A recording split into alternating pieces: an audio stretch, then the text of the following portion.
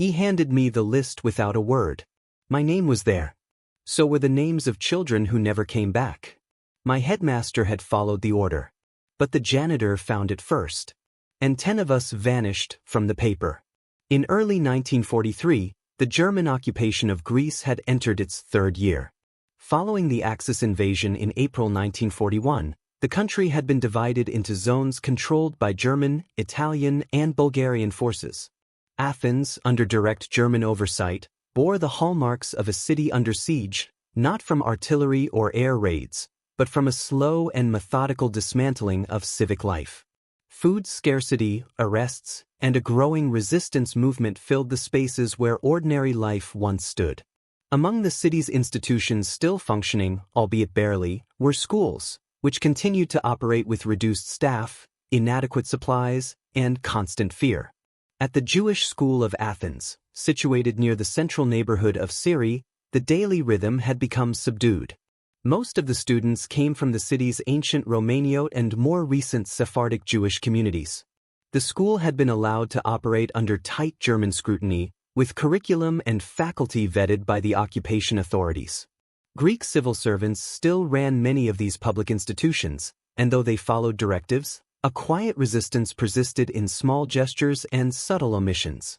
Nikolaos Tsaflouris was the janitor at the school. A man in his late 50s with thinning gray hair and a perpetually bowed posture, he was a fixture in the building long before the war. He had worked there for over 2 decades, hired initially by the school's administration for his quiet diligence and trustworthy nature. He lived alone in a modest room in the Exarchia district, walking to work each morning just before dawn, broom in hand and keys tucked into the same pocket of his worn brown coat. By all appearances, Nikolaos was an unremarkable figure. He swept floors, emptied bins, repaired broken desks, and unlocked classroom doors before the first teachers arrived. He spoke little and never complained, even as German requisitioning made cleaning supplies scarce and food prices beyond reach. Many of the students greeted him in passing, some of them affectionately calling him Kearnikos, a respectful, almost familial title. Few knew anything about his life beyond the school's walls. In the spring of 1943, changes began to arrive with greater intensity. The German authorities, now operating with increased independence following Italy's waning control in some zones, had begun compiling more detailed registries of Jewish residents. Until that point, persecution in Greece had not yet reached the lethal machinery seen in Poland or Ukraine. But with the deportation of the Thessaloniki Jews already underway, the urgency in Athens was growing. German intelligence units, supported by Greek collaborators, sought to gather names, addresses, occupations, and affiliations, information that could facilitate the rounding up of entire communities in a matter of days. It was under these conditions that the school was instructed to prepare a list of its Jewish students, faculty, and support staff. The directive came from the local education office, filtered down from German command. The request was presented as an administrative necessity for civil population management, though its implications were widely understood. The school's headmaster, himself a Jewish educator named Moshe Levi, received the order in writing and was expected to comply by the following week. Nikolaos was present the morning Levi sat alone in the faculty office, his hands motionless over the open ledger that held the school's full registry.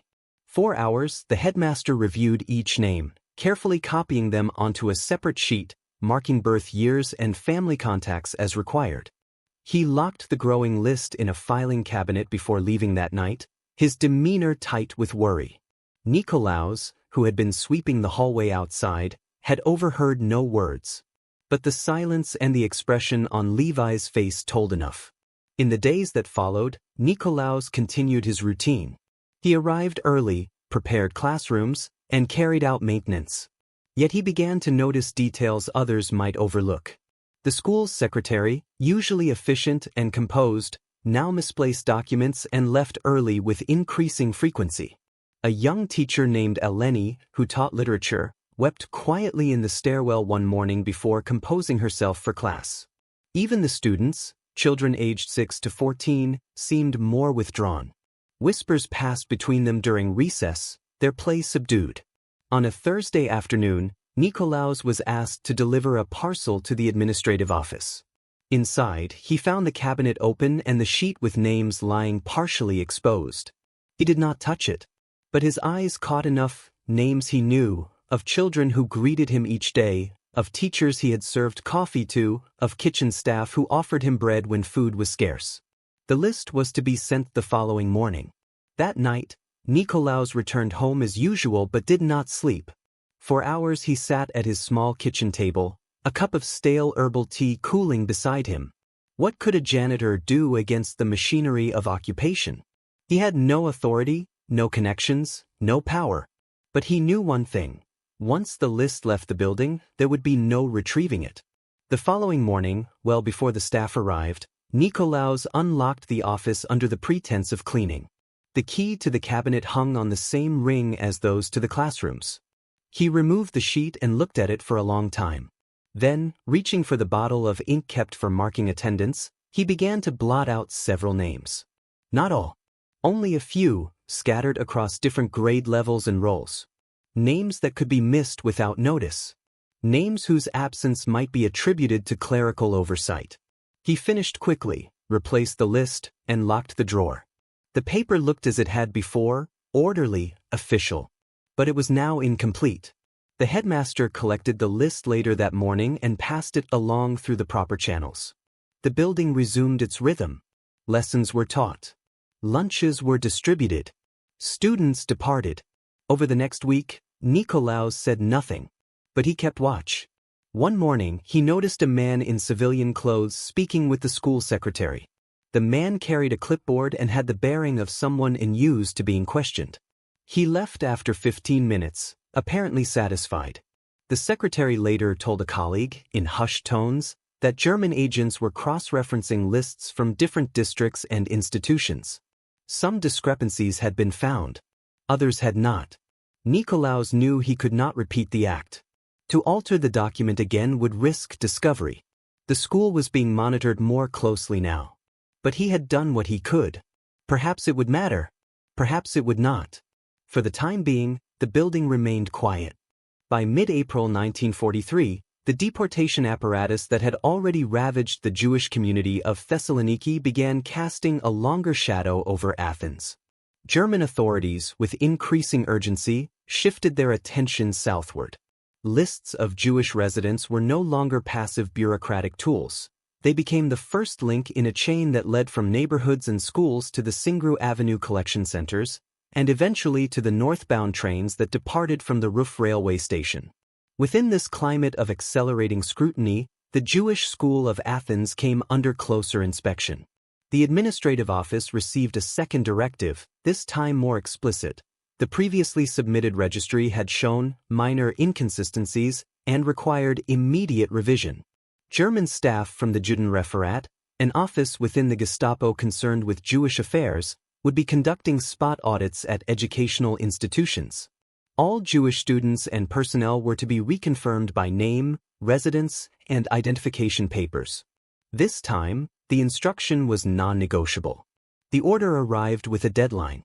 Within 72 hours, the school was to produce an updated and verified list. Any failure to comply would be interpreted as obstruction. The warning was embedded not in tone, but in phrasing, an impersonal threat carried through bureaucratic language. Headmaster Moshe Levi was visibly shaken. The original list, altered only slightly by Nikolaus Tsaflaris's ink blots, had not drawn attention. But now, a revised submission was required. And this time, he suspected, cross-referencing would be more precise. Internal files would be measured against central records. Any further discrepancies could cost lives. On the surface, routine persisted. Children continued to arrive in the mornings, carrying tattered notebooks and rationed lunches. But behind closed doors, the faculty was fracturing under pressure. In the staff room, arguments grew louder. Some teachers advocated for full compliance. "We cannot protect them if we are shut down," said one. Others pushed for subtle defiance, suggesting partial omissions or vague entries. But it was Eleni Papadopoulou, the young literature teacher, who voiced what several only dared to think. They are going to take them regardless. Lists or no lists. Her words silenced the room. That afternoon, Nikolaus swept the outer hallway as the faculty meeting disbanded. He did not speak to anyone, but he observed the slump in Levi's shoulders as he passed. The headmaster appeared to have aged in days, not months. That evening, Levi worked late. Alone in his office, he retrieved the master ledger, a book bound in green leather that contained the full registry of all students enrolled since 1935. Each entry was written by hand, detailing names, parentage, dates of birth, and addresses. The book was kept under lock and key, but never removed from the building. Nikolaus, aware of the looming deadline, lingered after hours under the pretext of repairing a broken radiator on the lower floor. He knew the sound of Levi's footsteps, the slight hesitation before opening a drawer, the pause between page turns. He waited until he heard the door close and the lights go dark. Then, quietly, he ascended the stairs. The office door remained unlocked. Levi must have forgotten. The green ledger still lay open on the desk, a single pencil resting diagonally across the pages. Nikolaus stared at it for a moment before closing the book and returning it to the drawer. He did not alter it. The risk now was too high. Instead, he studied the desk carefully. Next to the ledger sat a yellow form partially filled out in the headmaster's neat handwriting, names already transferred. Nikolaus noted that more had been added this time. Children previously left off the original submission were now being entered. He recognized several: Miriam A., whose family lived on Isla Street, Isaac N., a boy who always offered to help carry water, and Sophia R., the daughter of a widow who volunteered at the school during winter shortages. The form was nearly complete. Only a few blank lines remained. The following morning, as Nikolaus mopped the main hallway, two men arrived in a dark Opel. They wore civilian clothes but carried themselves like soldiers. One spoke in clipped Greek, the other remained silent. The talkative one introduced himself simply as Herr Berger and asked to speak with the headmaster. Nikolaus watched from a distance as the two entered the office. Doors were closed. Voices were low. At one point, Berger emerged briefly to ask the secretary for a set of building records. Then he returned. They remained for nearly an hour. When they left, Berger paused to glance around the building. His eyes scanned the corridor, pausing briefly on Nikolaus. Then he stepped outside. The Opel drove away without ceremony. Later, Levi informed the staff that the Germans would be returning in 2 days for final list verification. No deviations would be tolerated. All names, even those with uncertain addresses, were to be included. Fear settled into the walls of the school. Teachers became guarded. Students began to miss days without explanation. One family withdrew their daughter quietly. Another sent a note claiming illness. The sense of safety, already fragile, was breaking apart. Nikolaus, increasingly aware of the danger, withdrew further into silence. His usual tasks continued, but his eyes tracked movements with greater precision. He noted which classrooms were fuller, which lockers remained unopened, which teachers lingered after dismissal. The school was shifting, piece by piece. On the morning before the Germans' return, Nikolaus stood outside the headmaster's office. The new list, now fully compiled, sat inside an envelope on Levi's desk. It was to be handed over the next day. Nikolaus did not enter. He did not touch the envelope. He simply looked at the door, then turned and walked away. That night, in his small room in Exarchia, he sat once again in silence. He had interfered once. Perhaps it had made a difference. Perhaps not. But now the machinery was tightening. And he sensed what others did not yet say aloud. The margin for quiet resistance was vanishing. Outside, the city remained under curfew. Patrols moved along the streets. Radios played only government-approved broadcasts. In the distance, a train whistle sounded, a reminder that elsewhere others were already on their way north. On April 22, 1943, the German inspection team returned to the Jewish school of Athens. This time, they did not arrive alone. 2 Greek auxiliary policemen accompanied them, men in civilian coats with armbands, drawn from collaborationist security battalions recently reorganized under German command. Their presence was no mere formality. While the German agents handled paperwork, The Greek officers were tasked with identification on the ground. They knew local dialects, could read Greek handwriting with ease, and, in some cases, were familiar with the neighborhoods where many of the school's families lived.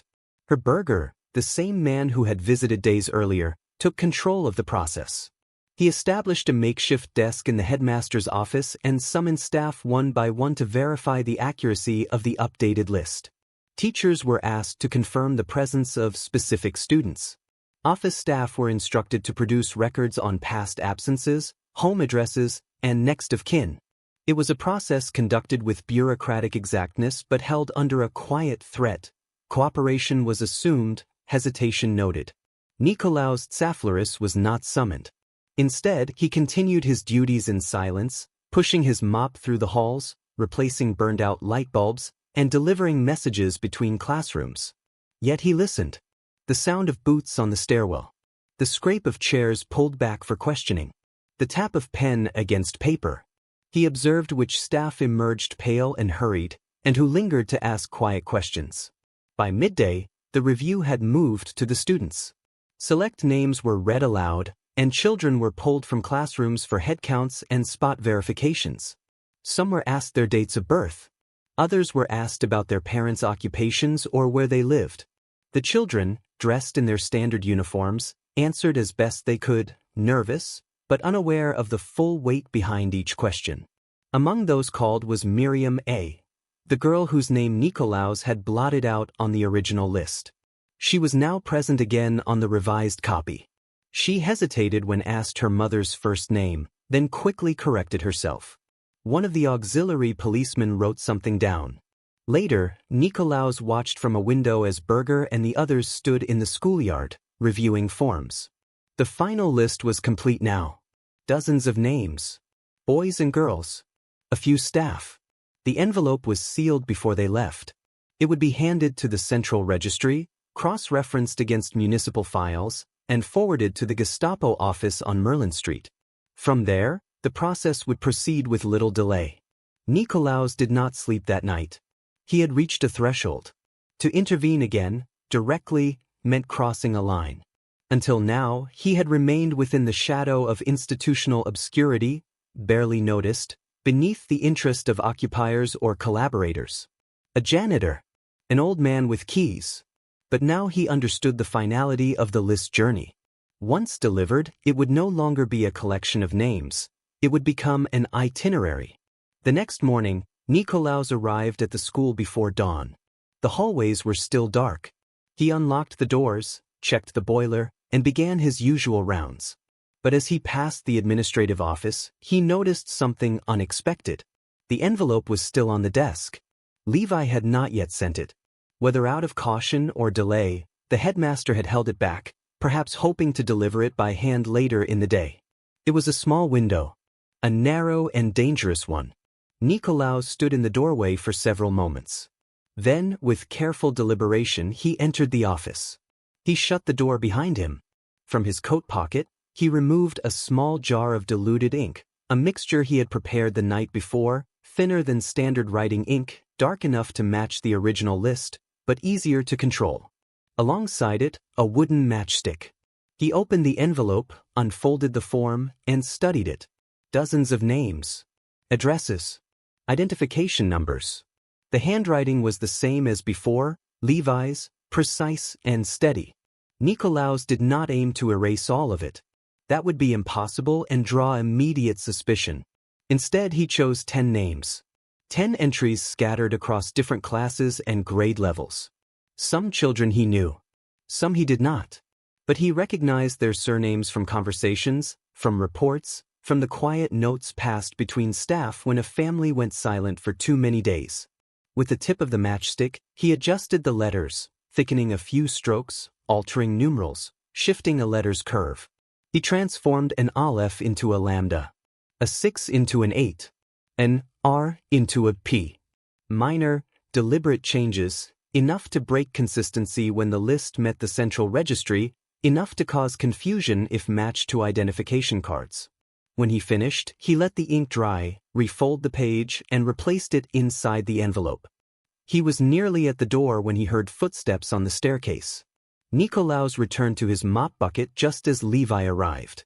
The headmaster paused upon seeing him. "Karnikos," Levi said, nodding faintly. Nikolaus nodded back but said nothing. Later that morning, the envelope was taken by courier to the municipal office. Levi, his face drawn and sunken, returned to his desk without speaking to anyone for the rest of the day. 2 days passed. Then 3. On the 4th day, a German staff car pulled up outside the school. A single officer stepped out, accompanied by a translator. They entered the building but asked for no one by name. Instead, they requested to speak with the headmaster in private. 15 minutes later, they departed without explanation. Whispers followed. Levi said little. But it soon became known that a number of names on the submitted list could not be verified against central documentation. Some appeared to match individuals already listed in another zone. Others showed inconsistencies, mismatched addresses, unconfirmed birth records, duplicate identification numbers. The reply from the registry was clear. Due to discrepancies, a portion of the list would need to be resubmitted with clarifications. Until then, those individuals would be held in administrative suspension. Nikolaus heard the phrase from one of the younger teachers. 10 names. Suspended. He said nothing. Outside, the city continued to fracture. Roundups had begun in parts of central Athens. Notices appeared on buildings in Monastiraki and Plaka, directing Jewish residents to report for relocation. But in Syria, for a few more days, silence held. Nikolaus resumed his rounds. By early May 1943, the situation across Athens had changed irrevocably. The first deportation convoys had departed from the roof station, carrying hundreds of Thessaloniki's Jewish residents south to the capital, where they were temporarily held before transfer to transit camps. The message was clear: Athens would not remain a delayed target. The German authorities, having tightened their grip over municipal functions and public institutions, accelerated the registration and removal of the city's Jewish population. The Jewish School of Athens, once a place of learning and quiet resistance, was no longer merely observed. It was now considered an operational node. One morning, a notice was affixed to the school's entrance. Printed in both German and Greek, it ordered the immediate closure of all Jewish educational institutions pending further directives. No reason was given. Staff were instructed to report to the local education bureau for reassignment or interview. Students were dismissed indefinitely. Teachers gathered in silence at the school's gates. Some took the opportunity to flee. Others hoped compliance might shield them. Headmaster Moshe Levi did neither. He remained in his office, sorting through ledgers and textbooks until well after dark. The following morning, he reported to the bureau. He did not return. No announcement followed. The faculty assumed the worst. Nikolaus arrived at the school the day after the closure order, expecting to be barred entry. Yet the doors remained unlocked. The building stood empty but untouched, as if waiting for someone to explain the silence. No German soldiers guarded it. No chains secured the gates. Inside, the classrooms still held their chalk marks. The desks still bore the scrawls of bored students. A child's scarf, forgotten in haste, still hung from a hook. That morning, Nikolaus did not sweep the halls. Instead, he made his way to the office. The drawers had been emptied. Only the green leather ledger remained. He stared at it for some time. Then, quietly, he removed the book and tucked it under his coat. The ledger would not remain safe in the school. If confiscated, it could be used to reconstruct the lists. It contained names no longer present in any official archive. Children who had disappeared, teachers whose homes had been abandoned. Nikolaus knew that to possess it was dangerous. But to leave it was worse. He returned home that evening through the back streets of Exarchia, passing shuttered storefronts and the occasional patrol. The book remained under his coat the entire time. Once home, he placed it beneath the floorboards of his room, wrapped in oilcloth, and laid wooden planks back over it. He told no one. In the days that followed, the school remained sealed but unguarded. Occasionally, Nikolaus returned to sweep the yard. He pretended to be checking the plumbing or maintaining the exterior. No one questioned him. To most passers-by, he was a caretaker preserving a closed building. He had become invisible again. But the system had not forgotten him. On May 14th, he was approached in the street by a man in plain clothes. The man identified himself as working for the Special Security Section, the Greek unit that collaborated with German intelligence services. He asked questions about the school, about Levi, about records. Nikolaos answered cautiously, claiming ignorance and emphasizing his limited role. He had no access to personnel files, he said. He merely cleaned. The man made no accusations. But his final comment lingered. Strange, he said, how a janitor always knows where the keys are. Nikolaos was not followed. But he knew he had been seen. That evening, he burned a set of photocopied classroom rosters he had kept in a drawer for over a year. They had been outdated, but they contained names. The fire took them quickly, the paper curling into black ash beneath his steady hands. Weeks passed. By early June, new decrees replaced old ones. The German command shifted its focus to the increasing sabotage activity in the Peloponnese. Raids in Athens grew more indiscriminate. Resistance groups planted bombs along tramlines. Retaliations were swift and brutal. Lists were no longer confined to Jewish registries. They now included labor conscripts, suspected partisans, black marketeers. Nikolaos, aging and increasingly solitary, kept to his pattern. Each morning he rose before dawn. Each evening he returned before curfew. The green ledger remained hidden beneath his floorboards. He never opened it again. By late summer, a few teachers returned to the city. Eleni Papadopoulou, the literature instructor, reappeared in Syria under a false name. She did not resume teaching. Instead, she worked with a relief network providing food to families whose members had been taken. One afternoon, she saw Nikolaos sitting on a bench in the square. She approached and sat beside him. "You stayed," she said. He nodded. "You did something," she added. "Didn't you?" He did not answer. She did not press. By September, the building that once housed the Jewish school was formally requisitioned by the Germans for use as a storage depot. Furniture was removed. Desks were burned for firewood. The blackboards were repainted and used as inventory logs. Whatever remained of the school's administrative documents disappeared into military files or garbage bins. But the ledger survived. And 10 names, once officially scheduled for deportation, never appeared in the final transport rosters. Nikolaos never spoke of his alterations. He never sought recognition, nor did he leave any account behind. The risks he took were small in appearance, an ink blot here, a stroke altered there, but they had cost him the comfort of anonymity. Each choice had brought him closer to the edge of exposure. In the years to come, Athens would see liberation. Governments would change. Occupiers would leave. But the school would never reopen.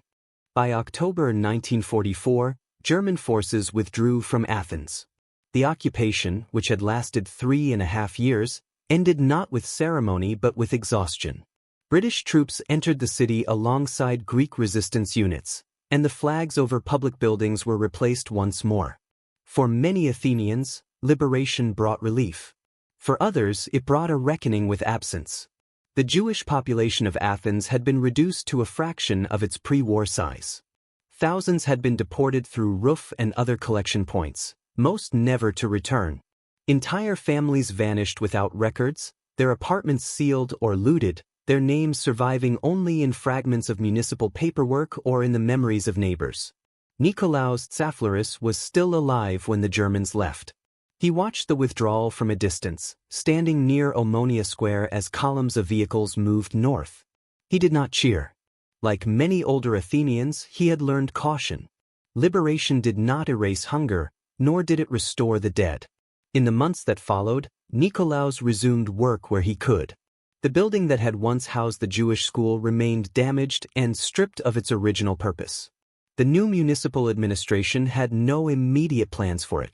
Occasionally, Nikolaos was hired to assist with cleanup or basic repairs in other public buildings. He never sought reinstatement at the school. There was nothing to return to. The green ledger remained hidden beneath his floorboards.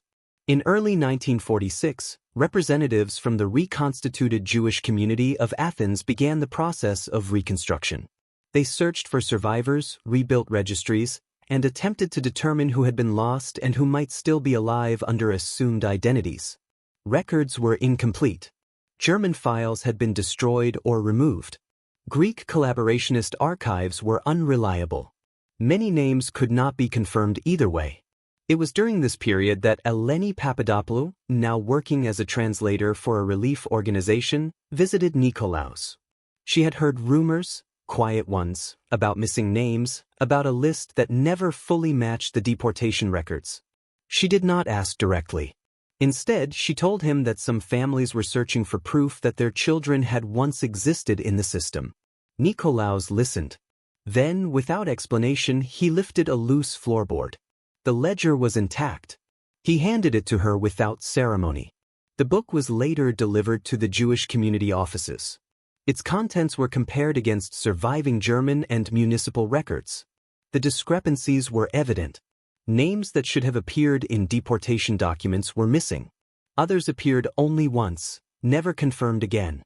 Some of those individuals were later found alive, having escaped capture due to confusion, delays, or misidentification. Others were never located. But the ledger provided something rare in the post-war years, a partial map of what had been interrupted. Nikolaos never testified publicly. He was never called as a witness in collaboration trials. His name did not appear in newspapers or memorial speeches. He continued to live quietly in Exarchia, drawing a modest pension in his final years. Neighbors remembered him as a reserved man who kept to routine and spoke little of the war. He died in 1952.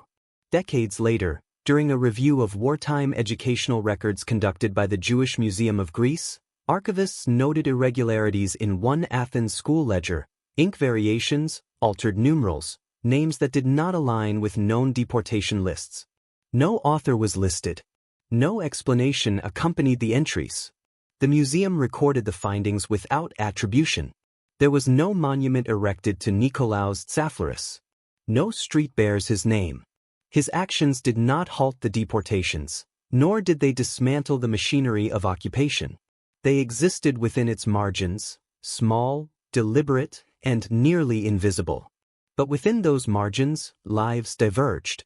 The story of the Greek school janitor who erased names from a Nazi deportation list survives not through proclamation, but through absence, through the names that never appeared where they were meant to.